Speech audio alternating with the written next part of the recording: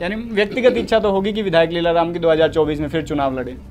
इच्छा किसकी नहीं होती, इच्छा तो है ही है चुनाव लड़ने की, और चुनाव लड़ेंगे भी इस बार। तो पीछे भी मेरे को कहते थे कि भाई लीलाराम तैयारी करो। मैं कहता तो मैं तो रात को भी तैयार सोता हूँ। तो अखबार में पढ़ा हमने कि मध्य प्रदेश में उनकी रणदीप जी को प्रभारी लगाया है।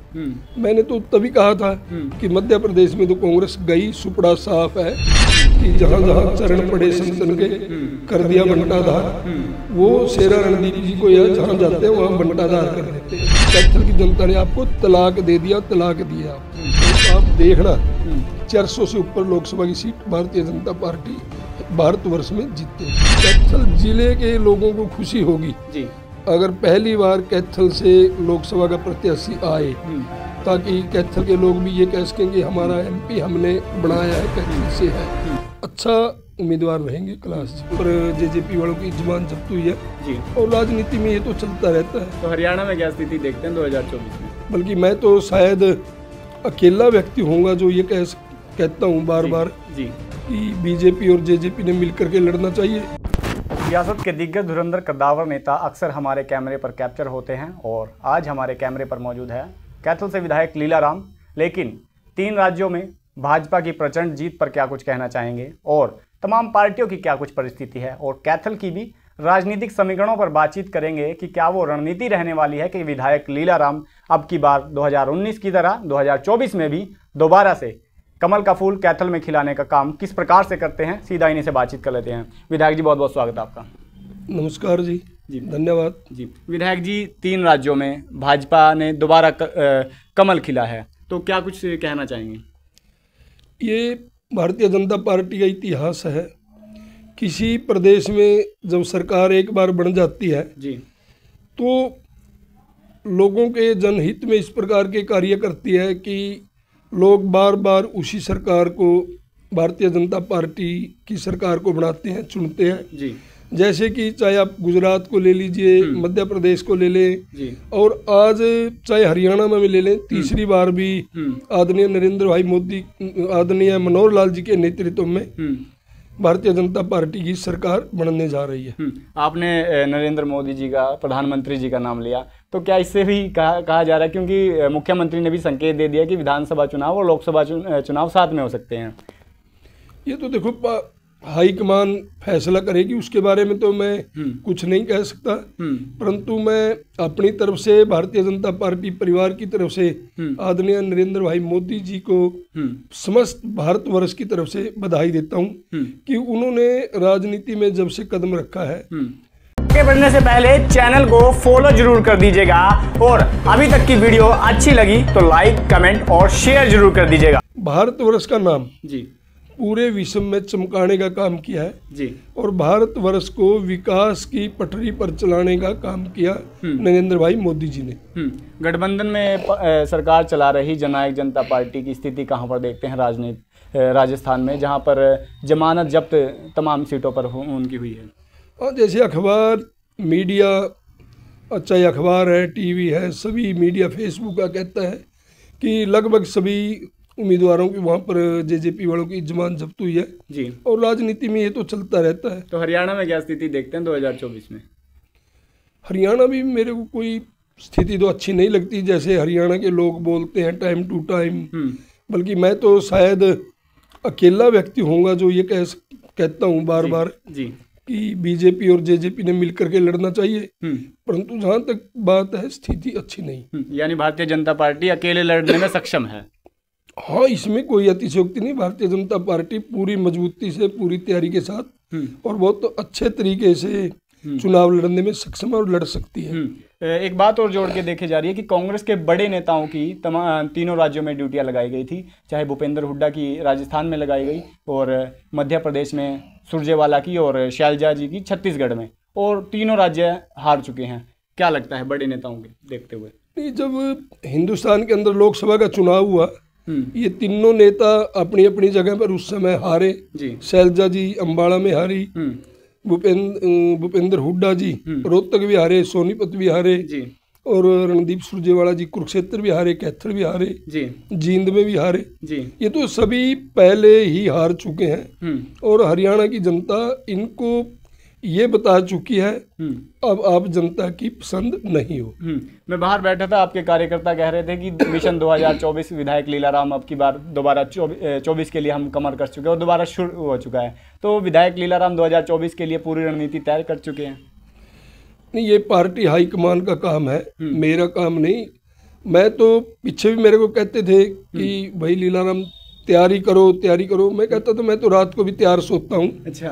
और ठीक इसी प्रकार अब पार्टी हाईकमान कहेगी चुनाव लड़ेंगे, पार्टी हाईकमान कहेगी नहीं अब की बार तो संजय भारद्वाज जी लड़ेंगे, कोई और साथी लड़ेगा, तो उसका जोड़ा ठा लेंगे। यानी व्यक्तिगत इच्छा तो होगी कि विधायक लीलाराम की 2024 में फिर चुनाव लड़े? इच्छा किसकी नहीं होती, इच्छा तो है ही है चुनाव लड़ने की, और चुनाव लड़ेंगे भी, ऐसी बात नहीं। तो तैयारियां भाजपा को मजबूत करने के लिए तो हो रही होगी ना? बिल्कुल जी, अब भी गांव दीवार से आए प्रोग्राम करके विकसित भारत संकल्प यात्रा, और अब गांव में जाना है, गुणा गांव का प्रोग्राम है 2:30 बजे, वहां जाएंगे। तो इससे जैसे कर्नाटका जीत की बात, सुरजेवाला के सहरे जीत का सहरा बांधा जा रहा था सिर पर, तो मध्य प्रदेश की हार का क्या कुछ कारण लगता है? नहीं, मध्य प्रदेश की हार का मैंने तो पहले भी कहा था कि रणदीप सुरजेवाला जी जब प्रभारी लगाए थे कि इनको कहीं भेज ले आप, कांग्रेस का भला होने वाला नहीं है। जींद में भी लड़े थे, वहां चुनाव हारे। दोस्तों, मैं आपका अपना शिवम अत्री, हीरा कंसल्टेंसी कैथल से। आप हमसे tourist visa, student visa, work permit, PR filing करवा सकते हैं। सारे पैसे वीजा लगने के बाद। हम आपका समय भी बचाएंगे, पैसे भी बचाएंगे और आपको धोखेबाजों से भी बचाएंगे। एक बार हीरा कंसल्टेंसी जरूर आए, आपकी अपनी हीरा कंसल्टेंसी कैथल। लोकसभा में उससे पहले कुरुक्षेत्र से हारे और फिर कैथल में विधानसभा का चुनाव लड़ा, तो कैथल की जनता ने यहाँ हराने का काम किया। और जब इनको अखबार में पढ़ा हमने कि मध्य प्रदेश में उनकी रणदीप जी को प्रभारी लगाया है, मैंने तो तभी कहा था कि मध्य प्रदेश में तो कांग्रेस गई, सुपड़ा साफ है, वहाँ अब कांग्रेस को कोई नहीं बचा सकता। और मैंने ये कहा था कि हमारे देश में, प्रदेश में बड़े लोग कहते हैं बार बार जब भी कोई बात आती है कि जहाँ जहाँ चरण पड़े संतन के कर दिया बंटाधार, वो शेरा रणदीप जी को यह जहाँ जाते हैं वहाँ बंटाधार कर देते हैं। तो जो वो आपने श्राप दिया था कपिल कमल में, क्या उसका प्रभाव पड़ रहा है? नहीं, देखो, मैंने श्राप नहीं दिया, रणदीप जी ने कैथल की जनता को श्राप दिया था जी। और तब मैंने पूछा था कि आप कौन होते हो श्राप देने वाले? आप भृगु ऋषि हो, दुर्वासा ऋषि हो, अष्टावक्र जी हो कौन जो श्राप देंगे जी? कैथल की जनता ने क्या गलती कर दी? आपको एक बार नहीं, 2 बार नहीं, 3 बार विधायक बनाया, तेरे पिताजी को बनाया, और आज आप उनको श्राप दे रहे हैं। कैथल की जनता को तो आपने पलकों पर सिर मत्थे बिठाना चाहिए और आप उनको श्राप देते हैं। भाई ये तो जनता है जी। मैंने तो ये कहा था, मैंने नहीं कहा था भाई कैथल की जनता ही आपको श्राप देगी। कैथल की जनता ने आपको तलाक दे दिया, तलाक दिया आप। तो वो कौन सा एक्स फैक्टर रहने वाला है जो बीजेपी का दोबारा कमल खिलाने वाला है कैथल में 2024 में? वो आदरणीय पूरे देश में, भारतवर्ष में आदरणीय नरेंद्र भाई मोदी जी की और हरियाणा के अंदर मनोहर लाल जी की साफ छवि, ईमानदार, सरल व्यक्तित्व के धनी, और इस प्रकार की योजनाएं जैसे चिरायु योजना है, मैं कहता हूँ ये इस प्रकार की योजना, इसका कोई तोड़ ही नहीं। जो गरीब लोग, जो गांव में अंतिम पंक्ति के व्यक्ति हैं, अगर कोई बीमारी हारी आ जाए तो सरकार 5 लाख रुपए तक की मदद करती है जी। एक भी परिवार ऐसा नहीं होगा जिसके पास गैस का कनेक्शन, सिलेंडर, चूल्हा नहीं हो। एक भी परिवार शायद आज ऐसा नहीं होगा जिसमें 2750 रुपये बुढ़ापा पेंशन कह लीजिए या मान सम्मान पेंशन के लिए नहीं पहुंचती। और एक भी परिवार ऐसा नहीं होगा जिसने अपनी पेंशन के लिए ऑनलाइन अप्लाई कर दिया, जो शर्तें पूरी करता है। गुलाबी और पीले राशन कार्ड के लिए जिन्होंने अप्लाई कर दिया और उनका कार्ड नहीं बना, जिस पेंशन नहीं बनी, इस प्रकार का एक भी परिवार नहीं होगा। इसी प्रकार से जैसे किसान है, किसान के खाते में डायरेक्ट निधि जमा हो जाना 2-2 हज़ार रुपये 3 बार, और उसमें अलग से हरियाणा सरकार के द्वारा दिया गया अनुदान सीधा किसान के खाते में जमा होता है। बीच में कोई पटवारी, सेक्रेटरी, बीडीओ, डीडीपीओ, कोई भी अफसर अधिकारी कट लगाने वाला नहीं है। जैसे कांग्रेस के टाइम में इनमें लूट मचती थी, अब वो लूट नहीं है। तो 3 राज्यों के चुनाव के नतीजों का कितना बूस्ट भारतीय जनता पार्टी को मिला? 3 राज्यों का मत कहो आप, पूरे हिंदुस्तान में बूस्ट है। जब भी लोकसभा का चुनाव अप्रैल मई में होगा, आज मैं आपको बात कहता हूँ, आप देखना 400 से ऊपर लोकसभा की सीट भारतीय जनता पार्टी भारतवर्ष में जीतेगी। कुरुक्षेत्र लोकसभा से हम हमारे स्थानीय नेता भी काफ़ी तैयार कर रहे हैं, चाहे उस तरफ की बात करें तो कैलाश सैनी की नाम आता है, इस तरफ की बात करें तो कैलाश भगत का नाम आता है। आपके पुराने साथी रहे हैं कैलाश भगत, और पिछली पार्टी में आप तीनों ही साथ में रहे। मैं कहता हूँ कैलाश भगत जी भी अच्छे उम्मीदवार हैं जी। उसकी बरादरी के लोकसभा क्षेत्र में मेरे को लगता है कि 80-90 हज़ार या 1 लाख के लगभग वोट है, और वैसे भी समाज सेवी आदमी है जी। और कैथल में आज तक कुरुक्षेत्र लोकसभा के लिए प्रत्याशी नहीं आया किसी भी पार्टी से जी।